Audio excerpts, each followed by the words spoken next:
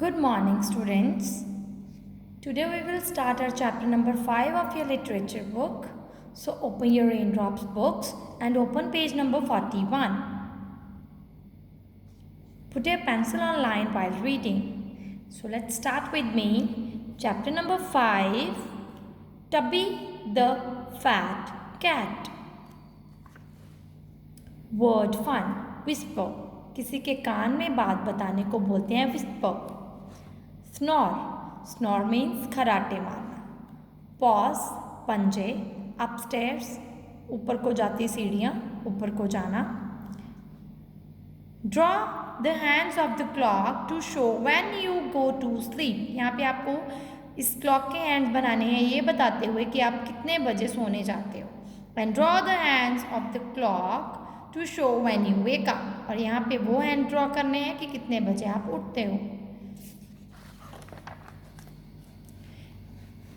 This chapter is all about the boy Andy who never want to sleep on time. एक बच्चे के बारे में है जिसका नेम एंडी है जो कभी भी टाइम पे सोता नहीं था. उसके पेरेंट्स को उसकी बहुत ही टेंशन होती थी कि अगर वो टाइम पे सोएगा नहीं तो वो कैसे अपना स्कूल जाएगा, कैसे अपना काम करेगा और कैसे वो प्रॉपर अटेंटिव रह पाएगा. यू नो ना वाई स्लीप इम्पॉर्टेंट. आपको पता है स्लीप क्यों इम्पॉर्टेंट है? Because our bodies need to sleep so that they can pay attention, remember what they learn, solve problems and think of new ideas. नए idea सोचने के लिए, किसी चीज़ को याद रखने के लिए, प्रॉब्लम सॉल्व करने के लिए, अटेंटिव रहने के लिए रेस्ट करना, सोना बहुत ही ज़रूरी है. Now let's start the chapter. देखते हैं कैसे उसके पेरेंट्स ने उसको प्रॉपर सोने के लिए अच्छे से मनाया. Andy was a 7-year-old boy. Andy एक 7 साल का छोटा लड़का था. He love to run and play. उसको खेलना और भागना बहुत पसंद था. He never ever wanted to go to bed. वो कभी भी बेड पे सोने के लिए नहीं जाना चाहता था. His father said it is important, underline the word important, to sleep and rest. उसके पापा ने बोला कि सोना और रेस्ट करना बहुत ज़रूरी है. His mother said how will you get up in time for school. तुम स्कूल के लिए टाइम पर कैसे उठ पाओगे? Time to sleep Andy. पापा ने बोला कि सोने का टाइम है एंडी.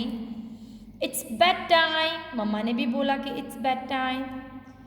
5 minutes more please. उसने बोला कि 5 मिनट और दो खेलने के लिए. One weekend, Andy and his parents went to visit grandpa. एक वीकेंड पे एंडी और उसके पेरेंट्स उसके दादू को मिलने गए. grandpa heard all about it and said. grandpa ने इसके बारे में सारा कुछ सुना और बोला I think I have an idea. मुझे लगता है कि मेरे पास एक आइडिया है.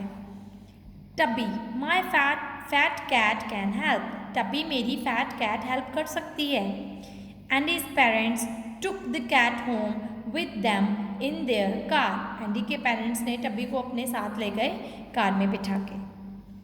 Tabby was a slow fat cat. Tubby जो थी वो मोटी लेजी कैट थी.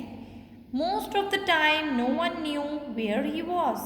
ज़्यादा टाइम तो किसी को पता ही नहीं होता था कि वो कहाँ पे है. That night at bed time Andy again did not want to go to bed.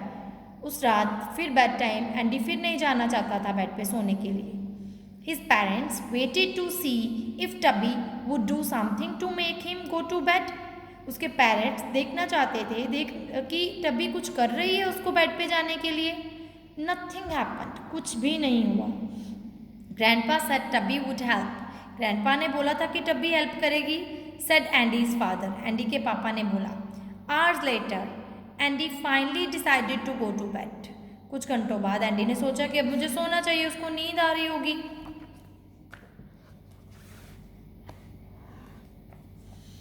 But what a surprise when he entered his bedroom. जब वो अपने रूम में एंटर हुआ तो वो बहुत हैरान हो गया. Tabby was spread out on his bed. Tabby उसके बेड पे ऐसे फैली पड़ी थी. Spread out मतलब फैल के लेटी हुई थी. He was snoring like a train. Underline the word snoring, spread and surprise also. He was snoring like a train, वो एक ट्रेन की तरह खर्राटे मतलब एकदम से मारी जा रही थी लगातार. Andy tried to shift Tubby but he could not move him.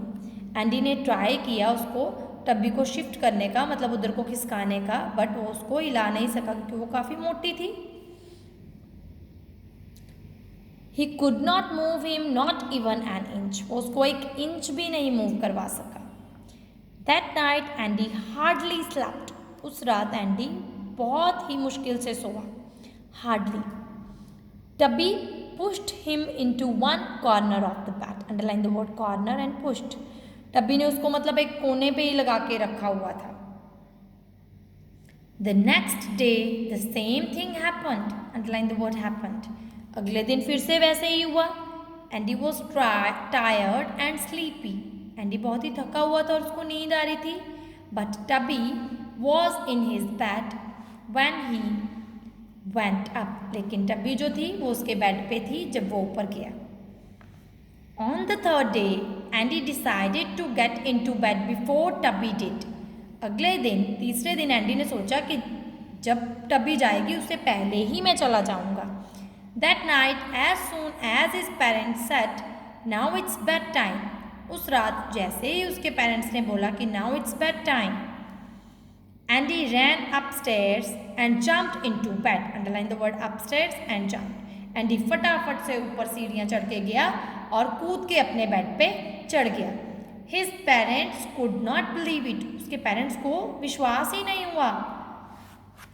They knew nothing about Tubby sleeping in Andy's bed. उनको कुछ भी नहीं पता था कि कैसे टब्बी उसके एंडी के बेड पे सो जाती है. So they did not understand. Underline the word understand. Why Andy went to bed on time. उनको समझ ही नहीं आया कि एंडी टाइम पे कैसे बेड पे चला गया. They were just happy that he did. लेकिन वो बहुत खुश थे कि ये हो गया, उसने ऐसे कर लिया. Can you guess where Tubby slept that night? क्या आप गैस कर सकते हो उस दिन टब्बी कहाँ पे सोई? ये देखो फ्लोर पे सोई उस दिन वो. Okay. So now read the chapter again and again, and if you find any problem in any pronunciation, then you can watch video again and again. Okay, read the chapter thoroughly. We will do back exercise later on. Okay, take care. Bye bye.